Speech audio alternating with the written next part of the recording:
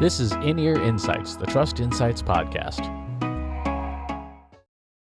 In this week's In-Ear Insights, we're taking a look at, again, more frameworks and strategies and ideas, revising them, the ones that especially have been a little long in the tooth here and there. And this week we figured we'd take a look at the AI and or machine learning life cycle. So this is a framework. You can find it over on the website if you go to trustinsights.ai.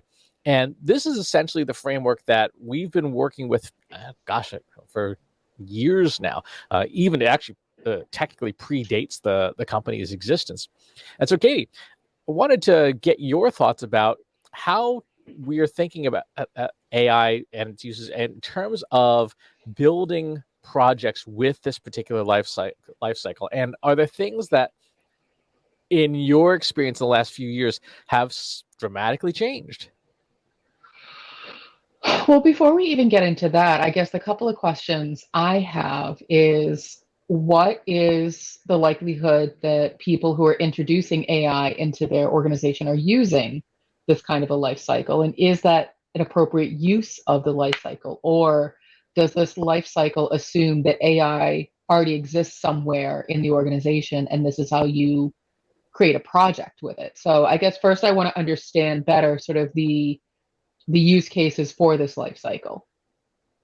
This is really designed for if you are building and deploying a machine learning solution in your organization. So I think that's a really important question because you would have maybe a different look at this if you were just bringing in a vendor, right? Say you wanted to bring in a vendor, a new tool of some kind. You would have some things here, for example, the sections in green where you're doing model selection and model evaluation and model deployment. The vendor is responsible for that. So the green and the blue sections are the vendor's responsibility. But I think the red and the yellow sections on here, those are still either your responsibility as the organization or shared responsibility with the vendor, because ultimately they need something to work with. The data that you provide to them has to be usable for their product or their service to take some action. So I would say this really is designed, it's very similar to the software development lifecycle for building your own thing. And there's maybe a separate version for how to manage an AI project where the vendor's providing all the nuts and bolts. So this is not introducing AI into your organization. This assumes that AI already exists in the organization. Or the capabilities exist. So I would say if we go back to our cooking analogy, this framework presumes that you've got the talent, that you have some tooling already, that you're trying to find the data, and that you're trying to build a recipe, but you do have an outcome in mind. So it's sort of like you've got ingredients, you're hungry, you want to bake something or fry something or whatever, and you've got a reasonably well-equipped kitchen, but you don't have a recipe yet, and you just know that you're hungry and you want to cook something. Okay. So, okay, that's helpful because, I've been thinking about it in terms of how do I introduce something like AI and machine learning into my organization when it's a brand new skill set or a brand new vendor. So that's helpful context. So if we go with, your example of the capability skill sets, those things already exist, then yes, this is very similar to the software development lifecycle, a project lifecycle, whatever you want to call it. It's basically borrowing all of those elements because that cycle works. Now, if I was introducing this to a client, which we've done before, the first thing they say is, well, that's a lot of steps and I don't have time for that. And so the challenge we see with these life cycles is people want to skip right to the very end. They want to know what the heck is happening. And so the reason we discourage that is because that's when you end up wasting, honestly, the most money and resources and everybody's time. And so, as boring and mundane as it can be for some people, doing the business requirements and the planning up front, capturing what the heck it is you want to do, why you want to do it, who's going to do it, how you're going to do it, you may be like, I already know all this. I already know all this. I don't need to write it down. Yes, you need to write it down because sometimes you get to step 6 and you're like, wait, I forgot what the heck we're doing. And then you just kind of keep going forward. Or someone changes their mind midstream and all this work that you've done, you have nothing to point back to be like, but this is what you wanted in the first place. So that's my tiny little soapbox. Like, don't skip business requirements. That said, what I don't see happening a lot of times is what happens in the yellow. So I don't necessarily see data requirements. I don't see data collection or exploratory data analysis in the way that we're hoping it's done in a very thoughtful and thorough way, which goes back to the 6 C's of data quality.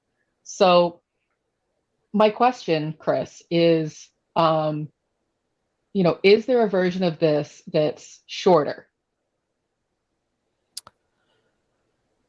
Obviously, with the vendor version, yes, because the green and blue steps don't exist. Just at that point, you head after the vendor, and it's their problem, which is honestly the way a lot of folks want to go.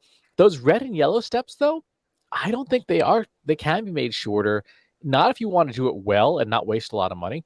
And I would actually change the order of one of the things on here because this is portrayed as a very linear path. A to Z follow the steps. And the reality is, like, that exploratory data analysis step is almost like a Scrum or an Agile component where it happens a lot in loops all throughout because, we have here business requirements as first and the analytics approach as second. Well, the analytics approach, when we're talking about AI, you're talking about two basic approaches, right? Regression or classification.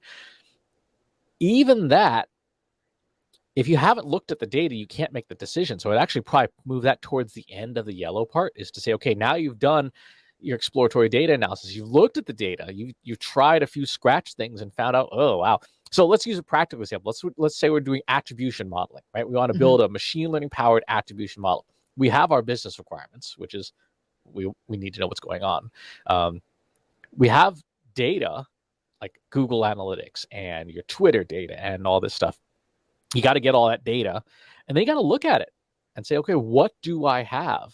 And to your point, Katie, this is where it's really important to have those business requirements and those data requirements specified, because if you're halfway through this process and somebody says, oh yeah, we want to do billboards. Well, now you tell me. Mm-hmm. We needed that earlier, and that might change the analytics approach, because if you suddenly have, say, non-clickstream stuff, then you can't use, for example, Markov chain modeling because it's simply not available. That data is not available. So you have to use, say, gradient boosting instead.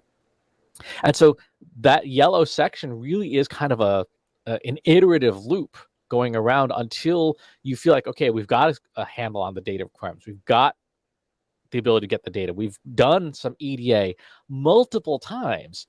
And then we can finally say, yes, okay, we've settled on this analytics approach. And I think there's a huge people and process component of that, which is where you say, okay, this is their approach. I need you to sign off on it so that you don't come to me in 2 weeks and say, oh, well, this isn't what I wanted. Like, no, this is what you signed off on.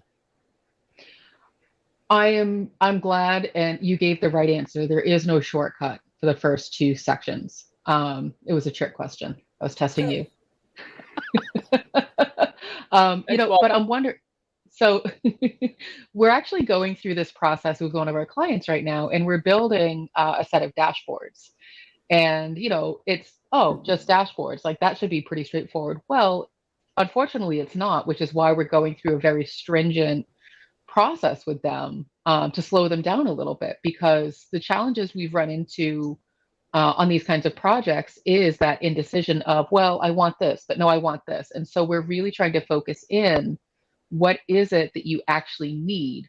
Because then it changes the analytics approach. Now, what's not on here, and maybe it's just a matter of how we're calling things, is the technical requirements. And so maybe that's, synonymous with the analytics approach or the data requirements, or maybe it's a combination of both. But what we are working through and documenting is, okay, from the business requirements, this is what we know the stakeholder wants. And if the stakeholder wants to know this, then these are the sources of data that we need. with these sources of data, what is the process for extracting the data on a regular basis, cleaning it, and then getting it into the dashboard visualization? And so, where do the technical requirements fit into this life cycle?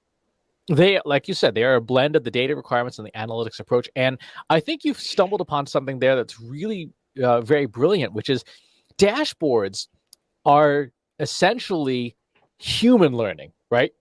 Mm-hmm, And what we've got here is machine learning. The inputs for either a dashboard or a machine learning model are the same thing. It's mm-hmm, just that who's doing the processing? Is a machine learning from it, or is a human learning from it? So when we put a dashboard before an executive, they are going to process the data, make inferences, choose a model in their heads of what they think reality is, and make decisions on it. So it really is no different, except that the machines are more reliable, have fewer overhead costs, don't have HR costs or health insurance. Otherwise, it's the same thing. So maybe we explicitly call out, yeah, there has to be technical requirements as well, because the same things, the same inputs that go into a dashboard are the same inputs that go into a machine learning model, and it is all the same thing.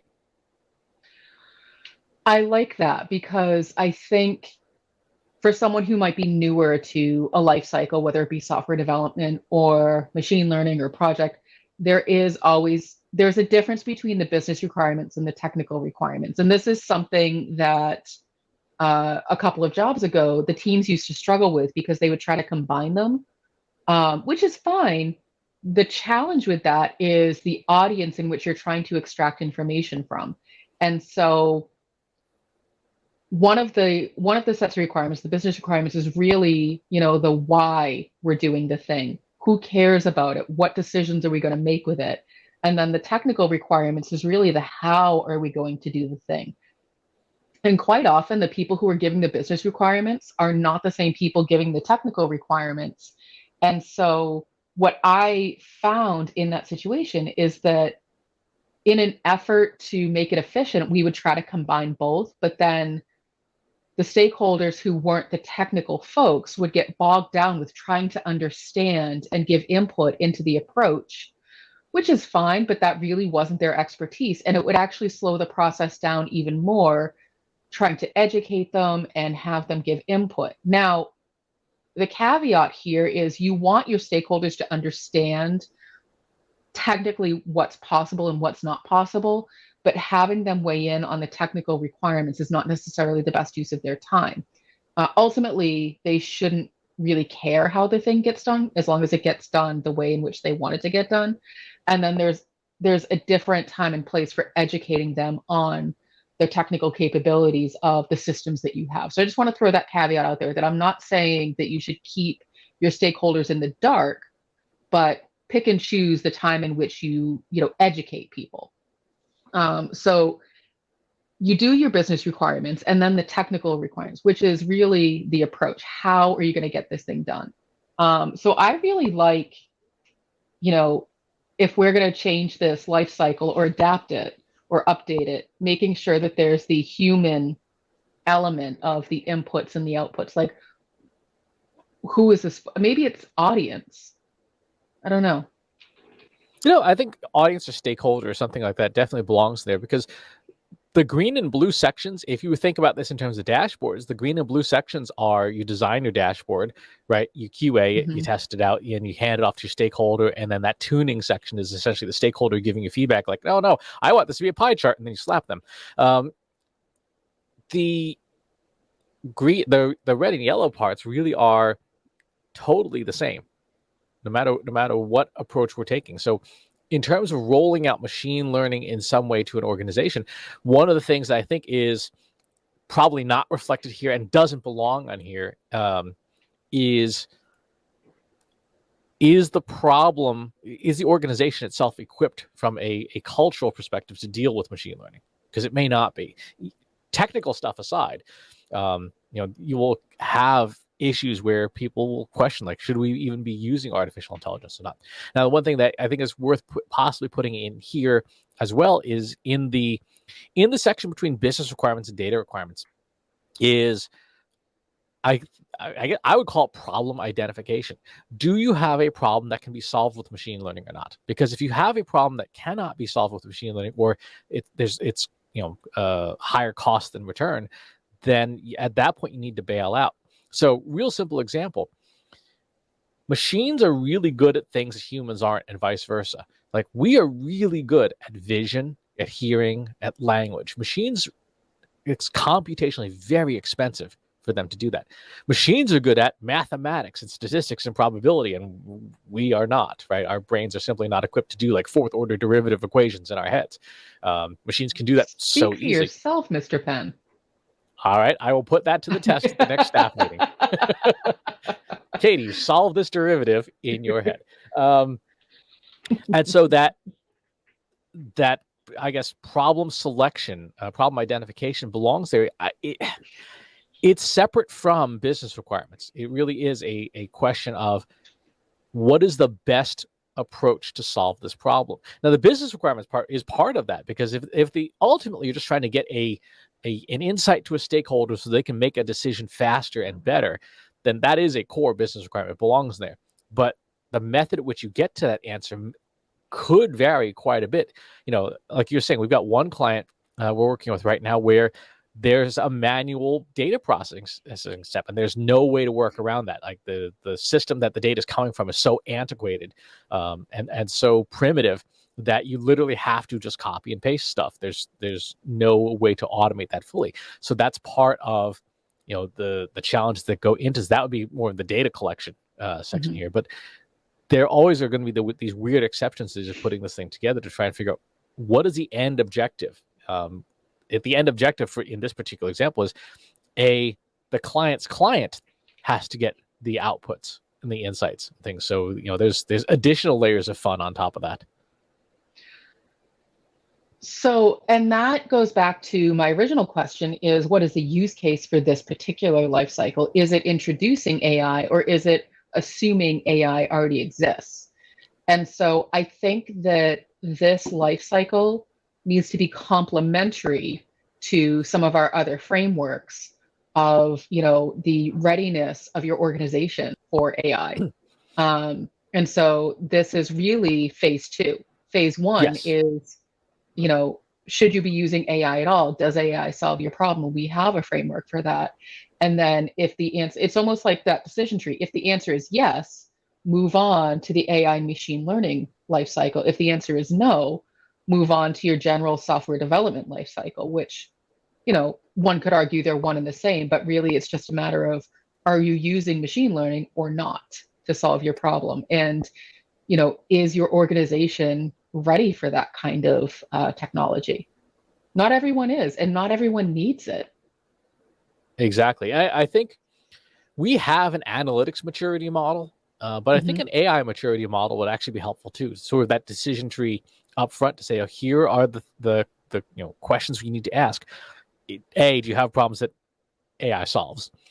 B, do you have talent, right? So that's process, that's people. And then do you have the technology that AI solves? Because again, if that one's pretty easy in some respects, but in other respects can be challenging if you don't have the right people to run the technology. Because anybody can fire up a Google Cloud account, start using TensorFlow and BigQuery ML and all that stuff. It's not a question of accessibility to the technology, but it is having the people and the knowledge to be able to make use of the technology offerings that are available. It's like, putting my dog in the kitchen. Yes, there's all these wonderful, expensive appliances, but it's a dog. He can't use the appliances well. It's funny because as you're saying, like, it's a fairly easy question to answer. Does AI solve this problem? I would argue that it's not, because there's probably a lot of other questions that you need to ask and a lot of other information you need to gather before you can answer that question. Because I would venture a guess that it's not clear what problems AI can solve. Like, we talk about it in general terms of, repeatability and calculations. But are there other problems that you may not be aware of? I'm speaking sort of the general you, not you, Chris Penn, because you know everything about AI. But, Not true, but okay. so the general you of, do you know what kind of AI is available to solve the problems? And are you clear on what the problem is that you're trying to solve? So we know that moving into next year, there will probably be more usage of AI that writes content. And so that's not a repeatability thing. That's not a calculation thing. That's actually, one would venture, like a creative thing. And so being aware of the kinds of problems that you have that AI can solve and what problems AI actually is effective for your organization. So that in and of itself is a whole deep dive survey to really have that awareness of, like, what is it that you need AI to help you do? I think that's a really good example of a problem, because as a business stakeholder with a business problem, your business problem is you can't generate enough content fast enough, right? Is Mhm. fundamentally why you'd use this stuff. And one of the big questions that you have to ask is the content that you generate right now good enough that it's not worth AI generated? Because AI generates really awesome, mediocre content, right? It generates like bland, boring stuff at a blistering pace. You can crank out 100,000 page books in seconds that are just filled with tripe. Um, you cannot create great stuff with AI yet. It's the models just are not there. So to your point, Katie, the question is not whether AI is the right approach, but what is the problem you're trying to solve? If you are trying to solve for, we want really great content, AI is actually not the answer, because the Mhm. machines simply can't build enough unique, good content because the training data set for it is so small. So even in things like that, it's almost a precursor to the AI maturity model of, is is the problem you're trying to solve one that is solvable, period, by your business? Because it may not be. If you don't have the money or the talent or the capabilities to use AI, and you also don't have the right people to generate, the high quality stuff that you're looking for, you're kind of in a bind. I agree with that. And so it is funny, we always kind of come back to the same conclusion, the same theme of, is it a people problem? Is it a process problem? Or is it a platform problem? And those are the questions that you and I, Chris, are very well equipped to help people answer. And that's going to be one of our, doubling down the focus on educating people on how we do that in 2022. And, so with the AI and machine learning life cycle, it assumes that you have all of those questions answered. You know what people you know the skill sets, you know what processes you can follow, and you know the platforms that are available. So it assumes a very high level of analytics and AI maturity. And so I think that as you and I are rethinking how we're positioning these, we need to couple them with other frameworks to say, it's appropriate for you to use the AI and machine learning life cycle if you score, 4 out of 5 on the AI maturity model. And so helping people see where they are in that moment can save them a lot of headache of trying to introduce AI when AI is not the right thing.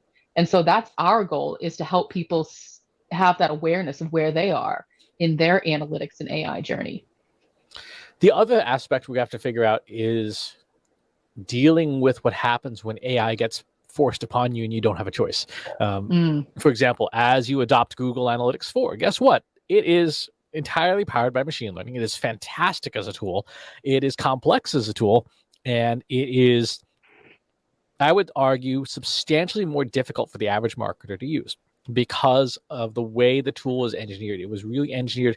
It is a wonderful example of a tool that was made by engineers, in some ways for engineers, for very technical people. It is not a user-friendly tool. And a lot of the AI insights that it derives are very powerful, but good luck finding them if you are a novice user. And so I think there's almost a people evaluation process that has to happen first, which is, are you even equipped to deal with a rapid change? Like if Google says, beginning of January 1, 2023, Google Analytics 3 is going away. What do you need to do as a plan to adapt to that? Because you're going to have this brand new pile of AI dropped on you. and because you're getting what you pay for, you don't get a choice in the matter. When Google Ads revamps its stuff, when Facebook revamps its stuff, in a lot of these cases, you don't get a choice with these tools. You have to deal with what you're given. And so, what's the framework look like for helping people adapt to substantial technological change that they may not be ready for? You hire Chris Penn. No, I make things worse. You hire a combination of Katie and Chris? There you go. Well, no, and I feel like that's a really good example because again, all of these frameworks and life cycles have a lot of assumptions built in place of a lot of knowns. And so there definitely needs to be those alternate versions where, at step 3, everything changes. The company is suddenly acquired, or, your main stakeholder, decides to, finally take that retirement and go off and live in Hawaii. So now you have a whole new stakeholder. And so there's always those, caveats with these frameworks. And so I think that that's something, Chris, you and I can start to think through and get a little bit better about building in, is that in a perfect world, this is your framework, but the world is not perfect. So now here's the messiness of what it really looks like, but let us guide you and make sure you can get through it start to finish, because it is possible. It just may not look like those perfect little boxes the way we have it outlined. Yeah, no, it doesn't look. It looks like a child dumped up creative Legos all over the floor. Sounds right. If you have comments or questions about this framework or any of the other ones that we've talked about recently, pop on over to our free Slack group. Go to trustinsights.ai/analytics for marketers, where you and over 2,100 other marketers are asking and answering each other's questions every day. And wherever it is that you watch or listen to the show, if there's a channel you'd rather have it on, most of them will be here at trustinsights.ai/TI podcast. And you can check it out on YouTube and all the other places. Thanks for tuning in. We'll talk to you soon. Take care. Need help making your marketing platforms, processes, and people work smarter? Visit trustinsights.ai today and learn how we can help you deliver more impact.